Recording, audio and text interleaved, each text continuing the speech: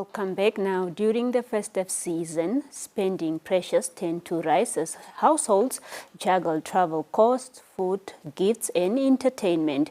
For many, this period can place significant strain on personal finances and lead to debt that spills into the new year, often resulting in the Janu-Worry blues. To help us understand how consumers can manage their money wisely during this season and avoid financial stress in January, we are joined, that is, by Erich Gariseb, General Manager of Insurance and Medical Aid Funds at NAMFISA. Welcome to Daily Roundup this evening, Erich. Thank you for having me. All right, just to start off, why does January hit so hard financially for so many people and after the festive season? Well, the thing is that during the festive season, household spending normally increases sharply and also deliberately. We usually move from what we call a needs-based consumption to a emotion-driven spending. Which includes things like, the celebrations, the year is finally over, New Year's Eve, family getting together. People are more generous as well, with the church and charities, and people travel. Yeah. And there are also general social expectations around it. And in Namibia, this is further amplified by 13th checks and bonuses, and it tends to create some kind of sense of abundance and plentiful, and then we start spending significantly. I think that's where the cost increases over the festive season. The funny thing is that it happens every year to most people when it comes to January. But what are the most common money mistakes people make during December?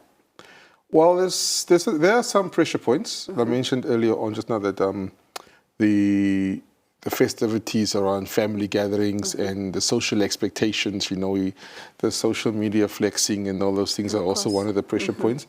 We also have areas around food and alcohol where we do bulk buying. You see all these pamphlets are flying around Windhoek now with specials in the shops and special offers. We have braais and there's also a considerable amount of wastage of money.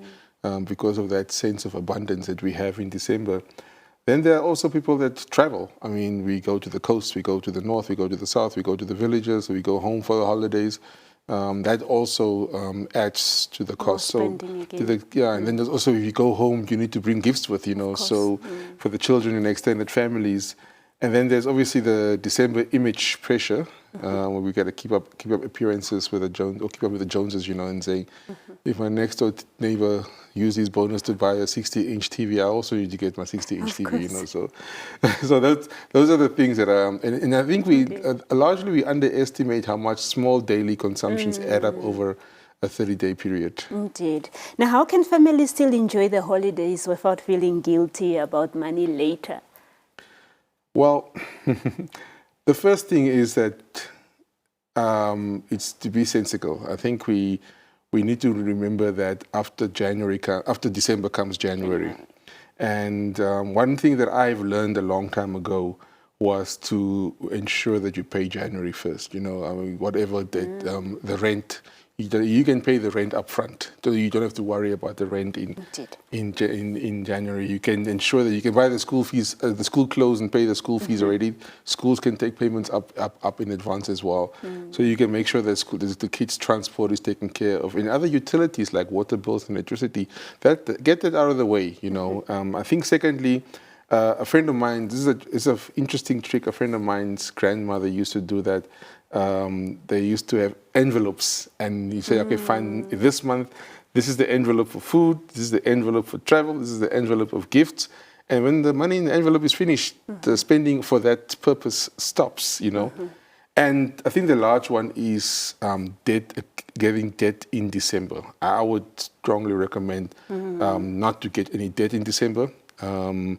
Pay off your debt instead if you got extra money lying around. But I think because we are in a festive period, we don't often think about this. But if you can't pay for anything in this, if you can't pay cash for it in December, you'll pay for it twice in January. Indeed. So pay your debt off, or avoid debt rather. Indeed. In December, yeah. Indeed. So should people be saving ahead for December perhaps, or is it still possible to fix it in January? I think you've been mentioning this as well, in terms of just making sure that you plan ahead and make sure that you pay already January bills before you even think of starting to spend. Yes, I think there's a interesting misconception that when we talk about this kind of savings, we talk about putting money into your banking savings account. But that's one part. I think the other part is also just being sensible. Do you need to buy that expensive gift, or do you need to? Do you need that screen TV? Do you need that big screen TV? Yeah. You know, do you need to buy that 15-year-old bottle of whiskey?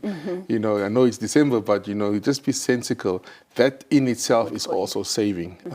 You know, and not overspending the money. And what small money habits can someone start today that will really help them to avoid January blues? I had someone saying that I can save for December, but still the spending is just too much. You end up basically spending everything.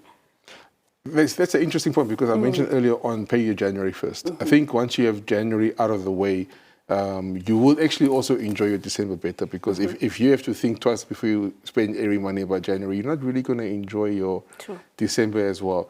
So pay your January before you get into, pay your school fees, buy the school uniforms, pay the rent or the mortgage for January, and then whatever you've got left, then you can actually enjoy December without worrying about, what you call it, January. Yes, yeah, January, that's what you call yes. it. The other one obviously is keep your January salary intact, spend your December salary, but avoid credit. I cannot overemphasize this thing as by people taking out credit in December for serious, huge consumptions in December, and then when the installments come in January, they are finding themselves in a very difficult position. Yeah. Erich, any other final tips as we close off, perhaps just in terms of spending and just planning as well? Well, I think at the end of the day, look, December is temporary, and January is guaranteed. January will come. But at the end of the day, we work hard for our money, and I think you need to obviously have that reason why you're waking up in the morning as well. So I'm not necessarily saying that you shouldn't enjoy yourself over December, but it's all about being sensible and spending within your means. Otherwise, you are not going to enjoy January, and you're definitely going to be miserable. It's not going to enjoy December, and you will definitely be miserable in January. And be eating cabbage, which is a good vegetable anyways. You'll be surprised to know what people eat in January, during January. Indeed. Erich, thank you so much for being on Daily Roundup and this evening and just giving us some tips on that important topic. It's a pleasure being here. Thank you for having me. All right. That was Erich Gariseb sharing some tips on expenditure and saving during the festive season. We'll be back with more